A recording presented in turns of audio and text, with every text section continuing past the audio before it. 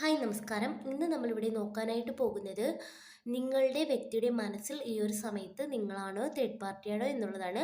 അപ്പോൾ third party സിറ്റുവേഷനിലൂടെ കടന്നു പോകുന്ന വ്യക്തികൾ മാത്രം ഈ റീഡിംഗ് കാണാൻ ശ്രമിക്കുക, അല്ലാത്ത വ്യക്തികൾ വിട്ടേക്കുക.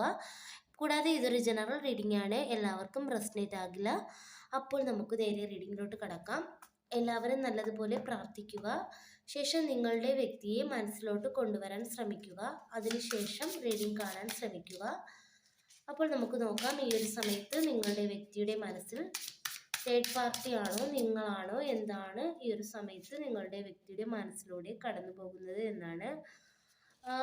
ഈ ഒരു വ്യക്തിയുടെ മനസ്സിൽ ഈ ഒരു സമയത്ത് ഒരുപാട് മാറ്റങ്ങൾ സംഭവിച്ചതായിട്ട് കാണിക്കുന്നുണ്ട് കേട്ടോ. അതായത് ഈ ഒരു വ്യക്തി കുറച്ച് പക്വതയോടെ ഈ ഒരു സമയത്ത് പെരുമാറുന്നതായിട്ട് കാണിക്കുന്നുണ്ട്. മുമ്പ് ഈ ഒരു വ്യക്തിക്ക് പക്വതയില്ലാത്ത ഒരു വ്യക്തിയായിട്ടാണ് കാണിക്കുന്നത്.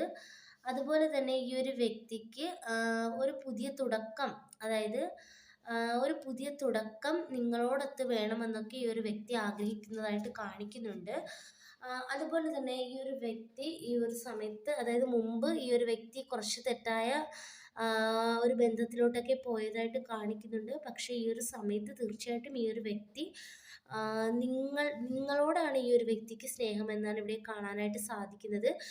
ഈ ഒരു വ്യക്തി നിങ്ങൾക്കരികിലോട്ട് വരാൻ വെയിറ്റ് ചെയ്യുന്നതായിട്ടാണ് കാണിക്കുന്നത്. അതായത് വളരെയധികം സ്നേഹം, അതായത് വളരെ പക്വതയോടെ ഉള്ളൊരു സ്നേഹം ഈ ഒരു സമയത്ത് ഈ ഒരു വ്യക്തിക്ക് നിങ്ങളോടുണ്ട് എന്നാണ് കാണാനായിട്ട് സാധിക്കുന്നത്. പക്ഷേ എന്തൊക്കെയോ പ്രശ്നങ്ങൾ നിങ്ങൾക്കിടയിൽ വന്നു പോയതായിട്ടാണ് ഇവിടെ കാണിക്കുന്നത്. തേർഡ് പാർട്ടിയുമായിട്ട് ഈ ഒരു വ്യക്തി ഇപ്പോൾ വഴക്കായിട്ടാണ് ഇവിടെ കാണിക്കുന്നത്. ഇവർ തമ്മിൽ കമ്മ്യൂണിക്കേഷനോ കാര്യങ്ങളോ ഒന്നും തന്നെ ഇല്ല. എന്തോ വലിയൊരു വഴക്ക് ഇവർക്കിടയിൽ ഉണ്ടായതായിട്ട് കാണിക്കുന്നുണ്ട്. അതുപോലെ തന്നെ രണ്ടുപേരും തമ്മിൽ നല്ല രീതിയിൽ തന്നെ ഒരു വഴക്ക് തന്നെയാണ് ഇവിടെ കാണാനായിട്ട് സാധിക്കുന്നത്. അതുപോലെ തന്നെ ഈ ഒരു വ്യക്തി തേർഡ് പാർട്ടിയിൽ നിന്നും ഓടി ഒളിക്കാൻ ശ്രമിക്കുന്നതായിട്ടാണ് കാണിക്കുന്നത് കേട്ടോ. അതായത് തീർച്ചയായിട്ടും ഈ ഒരു വ്യക്തിക്ക് തേർഡ് പാർട്ടിയെ മതിയായി എന്നാണ് ഇവിടെ കാണാനായിട്ട് സാധിക്കുന്നത്. എത്രയും പെട്ടെന്ന് നിങ്ങൾക്കരികിൽ വരണം എന്നൊരു ചിന്ത മാത്രമാണ് ഈ ഒരു സമയത്തുള്ളതായിട്ട് കാണിക്കുന്നത്. തീർച്ചയായിട്ടും വളരെയധികം ആഴത്തിലുള്ളൊരു സ്നേഹമാണ് ഈ ഒരു വ്യക്തിക്ക് നിങ്ങളോട് ഈ ഒരു സമയത്ത് ഉള്ളതായിട്ട് കാണിക്കുന്നത്. തേർഡ് പാർട്ടിയോട് ഈ വ്യക്തിക്ക് ഇപ്പോൾ ഒന്നും തന്നെ ഇവിടെ കാണാനായിട്ട് സാധിക്കുന്നില്ല. അവർ തമ്മിൽ കമ്മ്യൂണിക്കേഷൻ ഒന്നുമില്ല എന്നാണ് ഇവിടെ കാണാനായിട്ട് കഴിയുന്നത്. അതുപോലെ തന്നെ ഈ ഒരു വ്യക്തി പഴയ കാര്യങ്ങളൊക്കെ ഇപ്പോൾ ചിന്തിക്കുകയാണ്. നിങ്ങൾ തമ്മിൽ ഒരുമിച്ചുള്ള നല്ല നിമിഷങ്ങളും കാര്യങ്ങളുമൊക്കെ ഈ ഒരു സമയത്ത് ഈ ഒരു വ്യക്തി ചിന്തിച്ചു കൊണ്ടിരിക്കുകയാണ്. അതുപോലെ തന്നെ ഈ ഒരു വ്യക്തി ഒരു യാത്ര, ഒരുപക്ഷെ ഈ ഒരു വ്യക്തി നിങ്ങളിൽ നിന്നും അകലെ ആയിരിക്കാൻ നിൽക്കുന്നത്.